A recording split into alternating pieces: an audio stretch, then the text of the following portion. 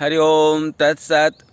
संशय और संदेह युक्त व्यक्ति जीवन में कभी सुखी नहीं रह सकता है।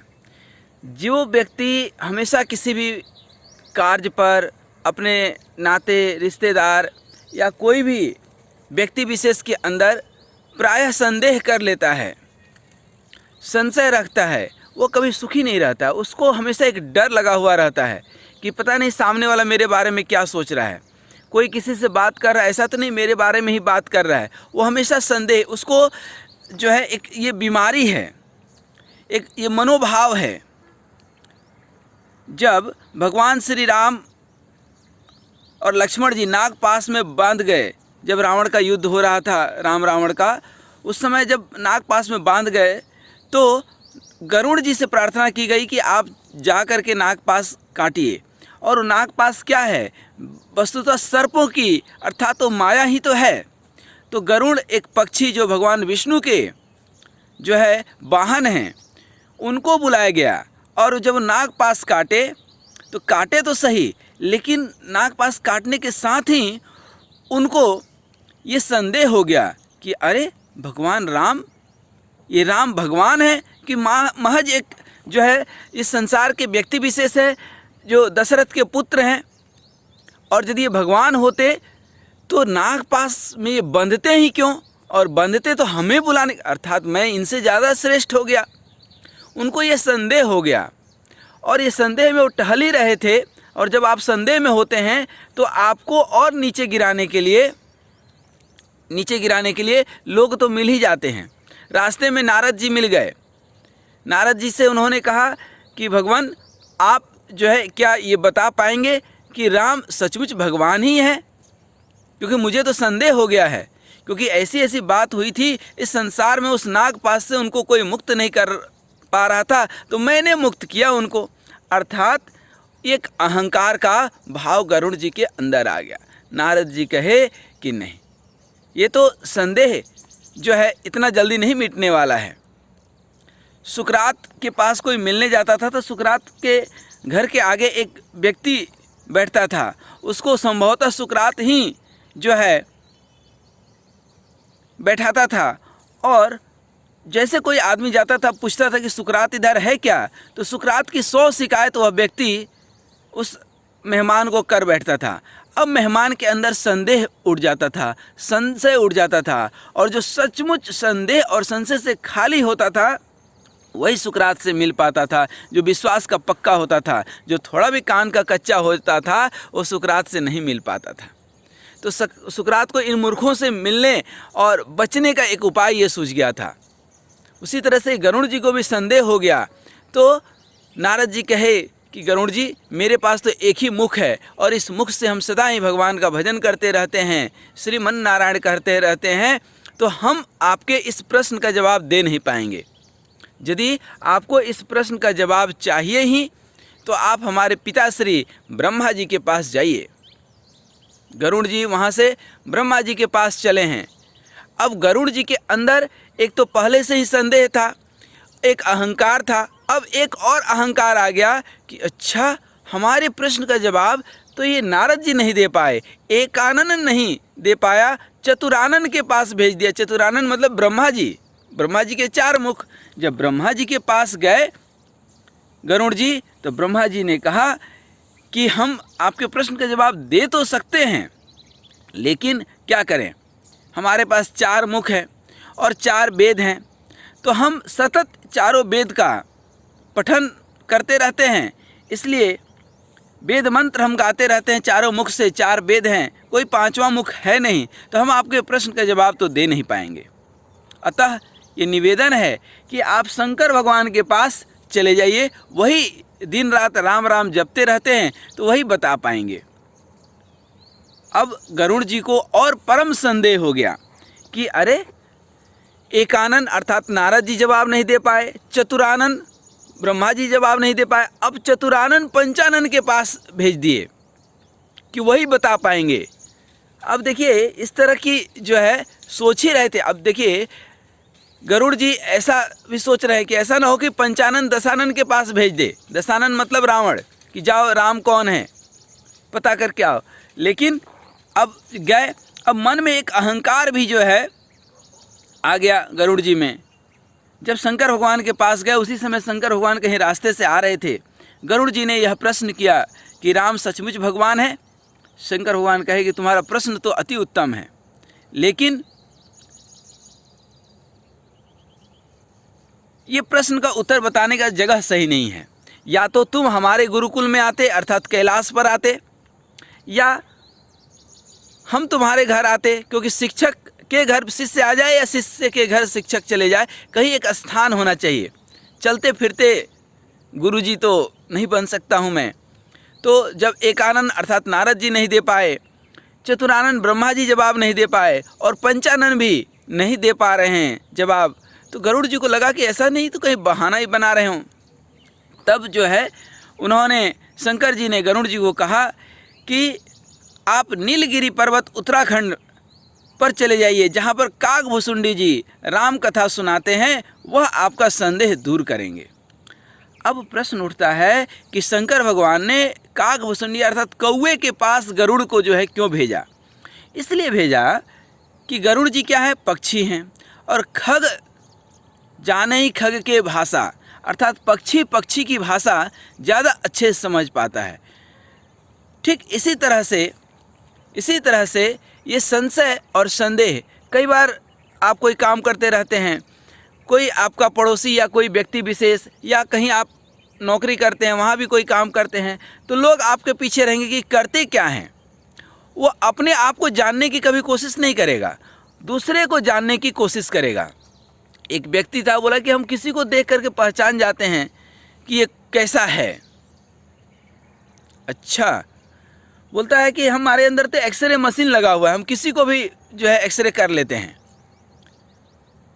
तो हमने पूछा कितने लोगों को अभी तक किए होंगे? बोला हजारों लोगों को। हमने कहा कि कभी अपने आप को किए हो? तो जो है एक और हमारा मित्र है, वो कहता है कि हम अपराधिक व्यक्ति को तुरंत पहचान लेते हैं। एक अपराधी तो अपराधी को ही पहचान पाएगा, इसलिए ये संशय युक्त व्यक्ति को एक संशय युक्त वाले व्यक्ति के पास ही भेजना पड़ता है। क्योंकि जब आप गुरु के पास जाते हैं, धर्म मार्ग पर चलते हैं, निवृत्ति मार्ग पर चलते हैं, तो संदेह नहीं होना चाहिए। और व्यक्ति क्या हो गया है आजकल, भगवान में ही संदेह कर लेता है। संसार में दिमाग लगाना चाहिए और भगवान में दिल लगाना चाहिए, उल्टा हो गया है। संसार में दिल लगा दिया है और तब कहता है मेरा तो दिल टूट गया। अरे गधा, तुम्हें बोला कौन था दिल लगाने के लिए? दिल तो भगवान में लगाओ, मन तो भगवान में लगाओ, लेकिन मन संसार में लगाने के लिए नहीं है। लेकिन आदमी मन यहाँ लगाता है। मन लगाना चाहिए राम में, मन लगाता है चाम में, और फिर बोलता है कि मेरा तो उसने दिल तोड़ दिया। अरे दिल क्या तुम्हारा तो टूटा हुआ ही दिल था, इसीलिए तो तुमने चाम में लगाया। दिल तो राम में लगाना चाहिए, मन तो राम में लगाना चाहिए, लेकिन ऐसा होता नहीं है। इसलिए इस मन को अपने राम में, अपने काम में लगाइए। संशय और संदेह से मुक्त होकर के ही कभी मंदिर, मस्जिद, गुरुद्वारा जहाँ भी जाते हैं आप अवश्य जाइए।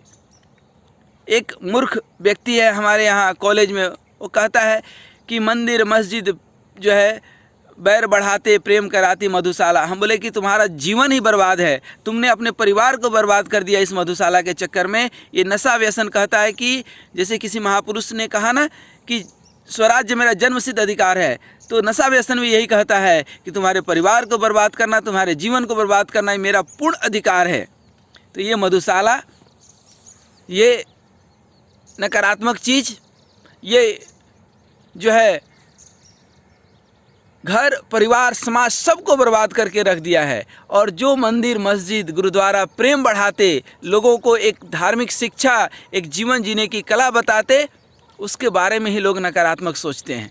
एक और मूर्ख मिला, कहता है कि मंदिर में सबसे बड़ा भ्रष्टाचार होता है, भगवान के नाम पर पैसा देते हैं। हमने पूछ लिया आज तक कितना दिए हो? अरे तुम्हारी औकात क्या है देने की? आदमी सोचता है कि हमने दे दिया, अरे तुम क्या दोगे? हमारे गुरु महाराज हैं, वो कहते हैं कि भाई जिसकी औकात ही नहीं है देने की, जिसकी औकात नहीं है एक गिलास दूध पीने की, वो शंकर भगवान पे क्या दूध चढ़ाएगा? वो गाय को रोटी क्या खिलाएगा? खुद रोटी खाने को नहीं मिल रहा है। तो ऐसे दरिद्र किस्म के लोग, और दरिद्रता इसी सोच के कारण आती है। इसी सोच के कारण जो सोच लिया कि हम गाय को एक रोटी खिलाएंगे तो रोटी बर्बाद होगा, शंकर भगवान को एक गिलास दूध चढ़ाएंगे तो दूध बर्बाद होगा, तो वह व्यक्ति वस्तुतः दरिद्र है और वो बर्बाद हो जाता है। ये तो हमारी संस्कृति है, ये तो हमारी सभ्यता है, ये तो हमारी महानता है, ये हमारी समृद्धि की प्रतीक है कि हम पत्थर तक को हम भगवान को भी अर्पण करके ही उस पत्थर में भी हम भगवान देखते हैं। नदी, तालाब, पेड़ पौधे, जंगल, जमीन, सब में हम भगवान का वास देखते हैं। हम ब्रह्म दृष्टि से देखते हैं कि हर जगह भगवान है। प्रेम ते प्रगटे, जहाँ जिसका प्रेम हो गया वहीं पर भगवान। नहीं तो मूर्ख लोग पूछते हैं कि मज़ार पे चादर चढ़ाते हो, मुर्दे को क्या ठंडी लगती है? भगवान शंकर को फूल माला चढ़ाते हो, भगवान को ये, अरे मूर्ख, हम पेड़ पौधे को भी फूल चढ़ाते हैं, दूध चढ़ाते हैं, मिठाई चढ़ाते हैं। हमारे पास है, तुम्हारे पास है, तो तुम्हारे हम बाप से थोड़ी मांग रहे हैं, हम तो हमारे पास है ना। तो इन मूर्खों को इस तरह से जवाब दिया कीजिए। तो ये संदेह युक्त व्यक्ति सिर्फ दूसरे को भ्रमित करने के लिए इस समाज में ऐसे ही टहल रहे। ऐसे अनेकों दृष्टांत हमें मिलते हैं। बहुत ज़्यादा उदाहरण देने की ज़रूरत नहीं है, लेकिन अंत में सिर्फ इतना ही कहेंगे कि जब भी कहीं श्रेष्ठ जगह जाते हैं तो संशय और संदेह से रहित होकर के किसी से प्रेम करते हैं। संदेह और संशय से रहित होकर के किसी के बारे में शक कर लेना। आज जितना भी है, भाई भाई की लड़ाई हो, पति पत्नी की लड़ाई हो, सब जगह आप देखेंगे तो इस शंका और संदेह, किसके मोबाइल में क्या है, कौन मेरे बारे में क्या सोच रहा है। अरे तुम भगवान की सोचो ना, वो क्या सोच रहा है क्या नहीं सोच रहा है, उससे क्या मतलब है?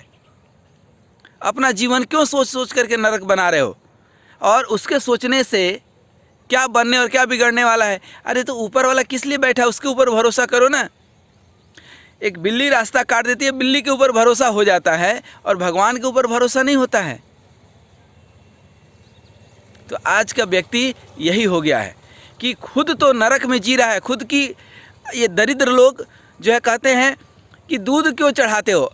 अरे तुम दरिद्र हो, तुम्हारे चढ़ाने की औकात नहीं है। हमारी औकात है, हमारे पास 10 लीटर दूध आता है, हम तो 8 लीटर चढ़ा देंगे। तुम्हारे बाप से हम मांग कर चढ़ा रहे हैं क्या?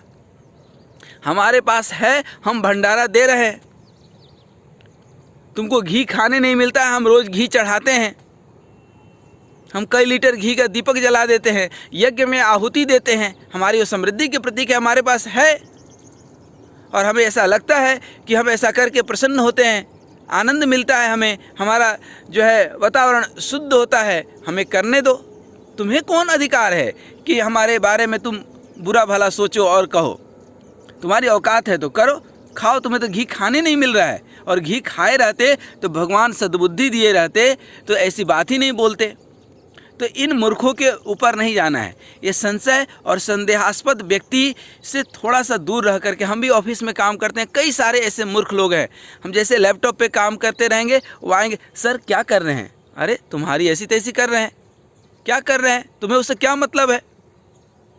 लेकिन आदमी अपना कभी नहीं देखता है, दूसरे का देखते रहता है और दूसरे को ही देखते देखते जीवन गुजार देता है। खुद का कभी न एक्सरे कर पाता है कि हमारे दिल में क्या है। इसलिए श्री हनुमान चालीसा पढ़िए, उसमें है, सबसे पहला ही है कि निज मन मुकुरी सुधार। अपना निज मन दर्पण में देख करके, हमारा आँख हमें खुद नहीं देख सकता है, लेकिन दर्पण देख करके अपने आप को सुधार तो सकते हैं। तो कभी कभी अपनी आत्मचिंतन, आत्मबोध, आत्मदर्पण का सहारा लीजिए और स्वयं का कभी दर्शन कीजिए। स्वयं के जीवन में उतर कर देखिए, हम कितने अच्छे हैं, कितने अच्छे बन सकते हैं, क्या जीवन में कुछ अच्छा कर सकते हैं।